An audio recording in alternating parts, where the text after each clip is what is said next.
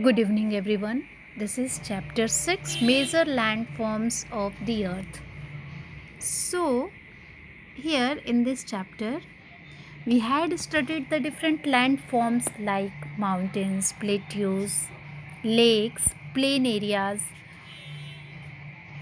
mountain range. And the first topic we had studied that why there is various landforms is formed on the earth's surface because of the internal process and external process. And what was this process? I had already discussed. Okay, I had also talked about the mountains, the three type of mountains and the use of mountains. Now in this topic, this is plateaus. So student, do you know what is plateau? Plateau is a tableland. Remember this word, tableland. What is tableland? It is an elevated flat land. It is a flat topped tableland standing above the surrounding area, जो अपने surrounding area से height पे हो, पर इसकी height table की तरह हो, ना कि माउंटेन की तरह. Okay. Then a plateau may have one or more sides with steep slopes. अब एक चीज़ ये है कि जो हाइट ऑफ द प्लेट्यू है ये वेरी करता है. अलग अलग जगह के प्लेट्यूज की अलग अलग हाइट होती है. It varies from few 100 metres to several 1000 metres. कहीं पे कुछ प्लेट्यूज 100 मीटर की रेंज में तो कुछ 1000 मीटर्स के भी हाइट की रेंज में आपको मिल सकते हैं.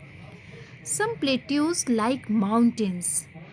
For the example, the Deccan Plateau in India is one of the oldest plateau. Deccan Plateau, do you know where it is?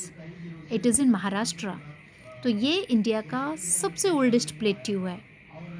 और जो तिब्बत प्लेट्यू है, Tibet plateau is the highest plateau in the world का highest with a height of 4000 to 6000 metre.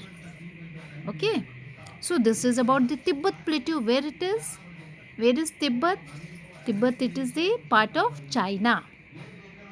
And there are many plateaus in Africa. The name of the plateaus is East African Plateau in Kenya, Tanzania, and Uganda. These three, Kenya, Tanzania, and Uganda, are the countries of Africa, African countries, East African countries.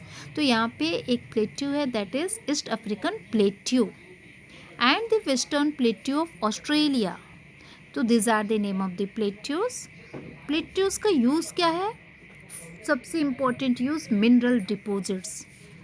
Plateaus are rich in mineral deposit. You already know what is mineral deposit? Like gold, silver, coal. ये सारे क्या हैं? Minerals हैं. तो plateaus में बहुत सारे minerals deposits पाए जाते हैं. क्लियर? अगर हम एग्जाम्पल के तौर पे देखें तो for the example African plateau में, African plateau is famous for gold and mining, diamond. Gold and diamond के लिए अफ्रीका में जो प्लेट्यू है. इंडिया में छोटा नागपुर प्लेट्यू है. छोटा Nagpur plateau it is found in Jharkhand. वहाँ पे उस प्लेट्यू में आयरन, कोल, मैग्नीज, इन सब का ह्यूज रिजर्व है. बड़े बड़े भंडार हैं उन प्लेट्यूज़ में. तो ये तो हो गया कि प्लेट्यू का पहला यूज़ क्या था कि it is the deposits of minerals यहाँ पे बहुत ज़्यादा पाए जाते हैं. Second thing, waterfalls. प्लेट्यू में वाटरफॉल्स जो होते हैं वो बहुत ज़्यादा हैं. ठीक है. अब कैसे कि झारखंड में वही जो छोटा नागपुर प्लेट्यू है वहाँ पे हुंड्रू फॉल्स है. कर्नाटका में भी जो प्लेट्यू है, जो फॉल है, दैट इज़ नोन एज जोग फॉल्स. ये सब वाटरफॉल कहाँ होते हैं? वहाँ की जो रिवर होती होंगी उस पे होता होगा. ठीक है. एक प्लेट्यू वैसा भी है जो लावा से बना हुआ है. The lava plateau. लावा आप जानते ही हैं, अर्थ सरफेस के नीचे से जो मैग्मा निकलता है जब वो ऊपर आता है तो वहाँ से जो mountain type, block mountain type इस तरह के प्लेट्यूज बनते हैं. तो ये प्लेट्यू जो होता है यहाँ पे ब्लैक सॉइल पाई जाती है जहाँ पे कल्टीवेशन होता है, कॉटन का स्पेशली कल्टीवेशन होता है. उसके अलावे plateaus have a scenic sports and great attraction to tourist के लिए भी प्लेट्यूज जो होती हैं वो ग्रेट अट्रैक्शन होती हैं.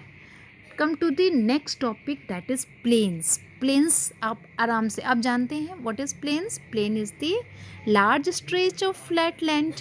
फ्लैट लैंड प्लेन एरिया यानी फ्लैट लैंड एरिया जो लार्ज स्ट्रेच फैला हुआ है. ये अपना बिहार, यूपी, बंगाल है ना, ये सब क्या है प्लेन एरियाज है. मध्य प्रदेश, छत्तीसगढ़, कुछ एरिया मध्य प्रदेश के. ओके. मोस्ट ऑफ द अब ये प्लेन्स बनते कैसे हैं. Most of the plains are form by rivers and its tributaries. जब रिवर फ्लो डाउन यानी माउंटेन्स के स्लोप से जब वो नीचे गिरती है तो वो क्या करती है, माउंटेन्स को अपने साथ इरोड करके ले आती है.